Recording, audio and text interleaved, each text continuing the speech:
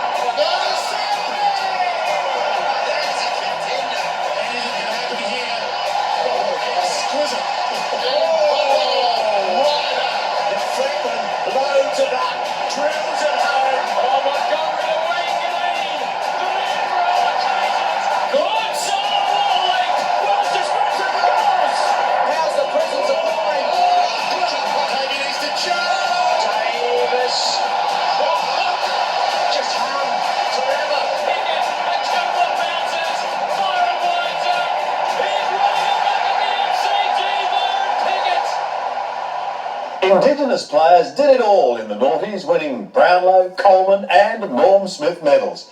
Could they also claim best mark? Well, they certainly had no shortage of candidates, as we hand you over to our noughties experts to find out who took the mark of the decade.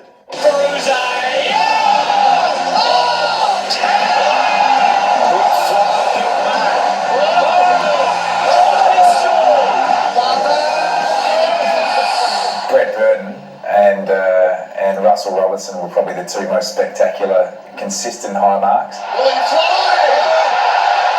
I've still got stop marks on the back or the shoulders or wherever. I don't think coaches necessarily would love this guy because they didn't all stick, but Russell Robertson, I thought he was pretty exciting. The Birdman's hard to beat, Brett Burton. I mean, he's not that big. Robbo was similar, probably similar height. Keeping the Robertson! But how do they do it? So I think for consistency, those two guys are way up there. He's spectacular and he had that great ability to be able to launch himself into a mark. Brian Lake's another one I like. Brian Lake, a defender, takes a good mark. The fly's Lake! He has actually mastered the crash landing after the big leap. There are better things, I think, to be good at. I think early in the decade, probably Tony Modra. He took a lot of his marks in the previous decade, but Modra at his best could take the biggest hangers you've ever seen. Oh, I love Ricciuto. You love Ricciuto going for the footy. That's why they love him. He wasn't the best mark, but he was the most exciting because he put his body in angles and positions that no one else was able to do.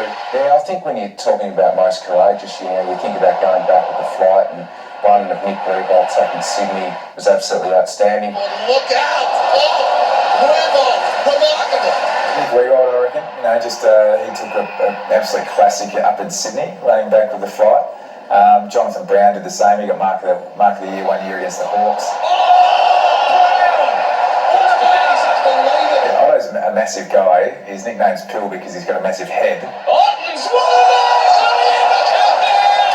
But he's got massive hands as well, and I think he's one of those guys that when he gets his hands to the ball, he really drops them. Over my time at Geelong, he was probably the best mark, I reckon. Barry's the one that's the lasting one in the grand final. And you know the other one?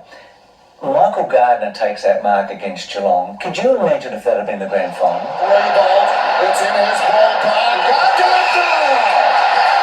Leo Barry saved a grand final.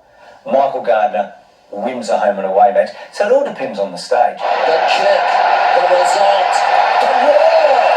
Without a doubt, the most important mark of the decade was Leo Barry's mark in 2005. One last roll of the dice. Leo Barry, you star! I guess, people talk about kicking a goal after the sirens being a boyhood's dream. That would be mine, I think, a Leo Barry style mark.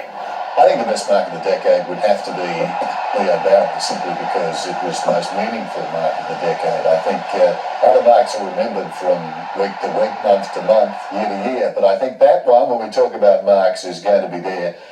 Well, eternity's a long time, but for a long time. The best mark of the decade, I reckon, came in 2009. It was Brett Burton for the Crows against Carlton. Burton! That's one of the marks of the century! Had the works, it was a pack mark, he was on a lead flat out, took it, got a great ride, so he gets my vote. Ashley Sampi, that is the best mark I've seen in the decade by a long, long way. Driving ball forward.